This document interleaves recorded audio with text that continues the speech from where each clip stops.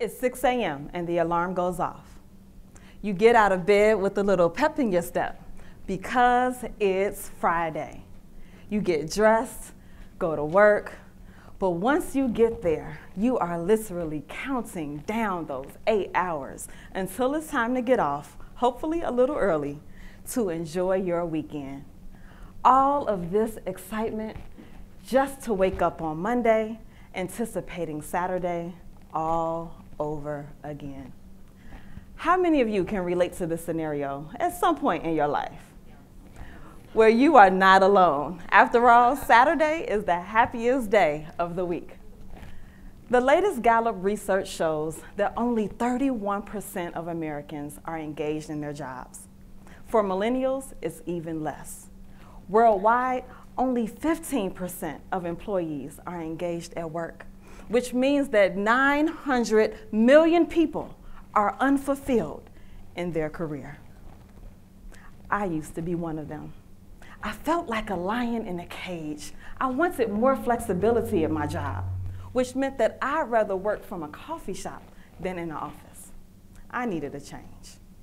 And let's face it, we spend a lot of time in our careers.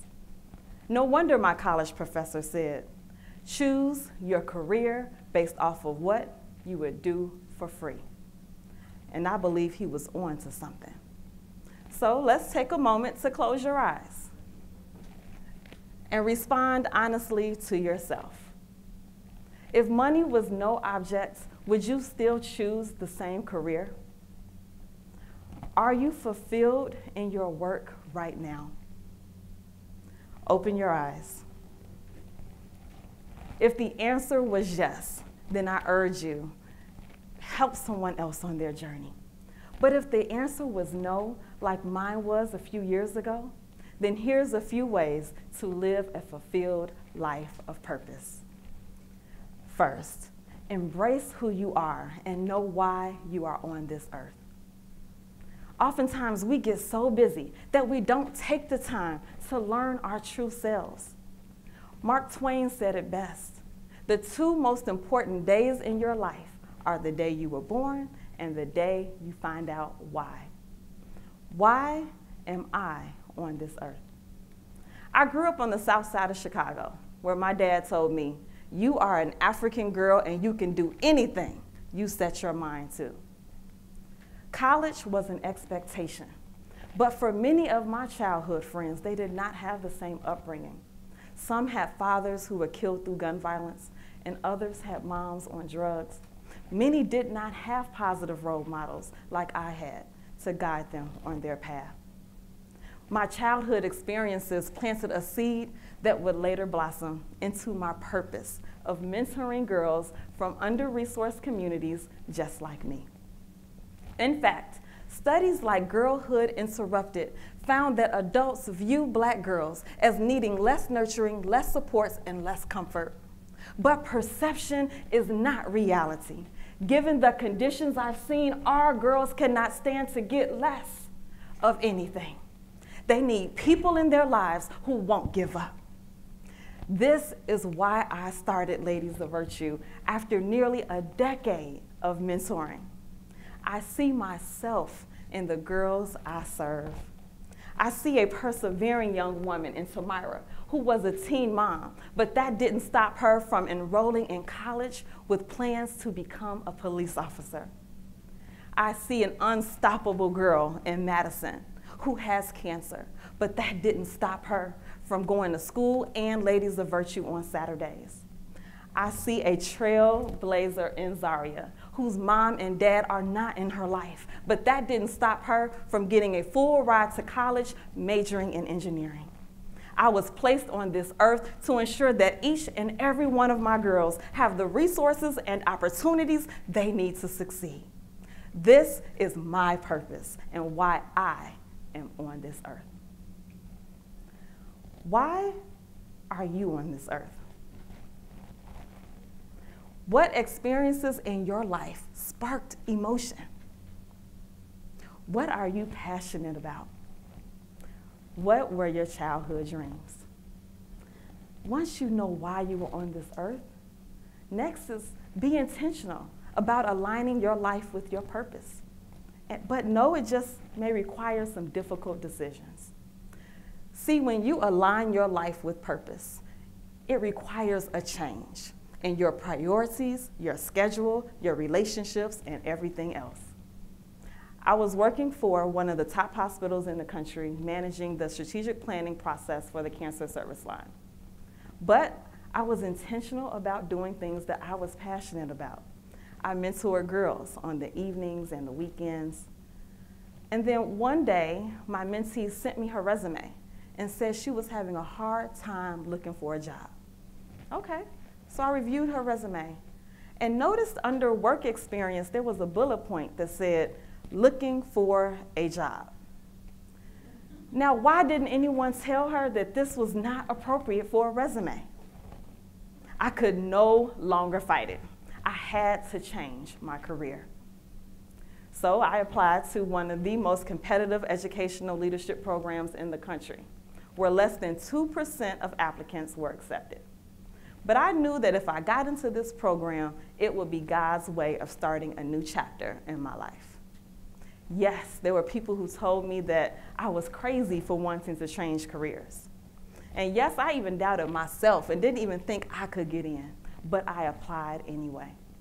And after a 6-month grueling interview process, I was offered the position. And as part of this residency, this 2-year residency program, I was placed in a management position in education. We traveled around the country every 3 months learning about the inequalities in school systems. And I earned a master's in educational leadership. But what should have been the highest point of my professional career, I experienced some devastating losses that brought me to my lowest. I learned quickly that unexpected obstacles will come. My mother-in-law passed away from cancer, and just a few months later, my husband and I found out we were pregnant just to lose the baby 5 months later because of a rare complication. I was so stressed that I developed bad eating habits. I snacked during the day and went to the closest fast food restaurant at night. I started to develop chest pains and my ankles were frequently swollen. And I went from a size 8 to a 16. Then it got to the point where I could barely fit the 16s. But in life, it's not what happens to you, but how you respond that matters. I prioritized my physical and mental health. With the help of my husband and a mental fitness coach, I started making myself a priority. I learned to eat healthier and became a vegetarian and stopped overeating.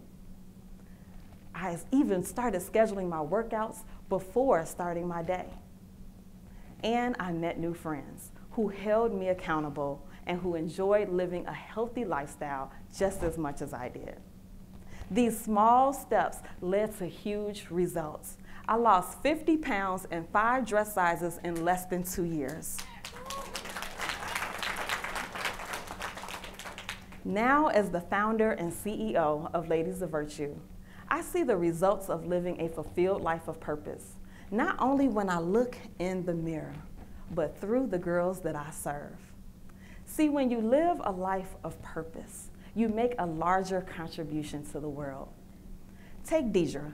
She grew up in a community with one of the highest violent crime rates in America. While her single mother struggled to make ends meet, all Deidre wanted was someone to guide her towards her career.